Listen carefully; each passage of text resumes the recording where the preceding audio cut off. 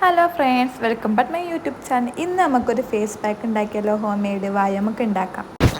അതിന് വേണ്ടിയിട്ട് നമ്മളെ കയ്യിലുള്ളത് കടലമാവും പിന്നെ ഇത്തിരി കട്ടത്തൈരും പിന്നെ ഈ ചുമപ്പ് കാണുന്നത് എന്താണെന്നറിയോ? തക്കാളിയും ബീട്രൂട്ടും കൂടി വെള്ളമില്ലാണ്ട് ജ്യൂസാക്കി എടുത്തതാട്ടോ കാണുന്നത്.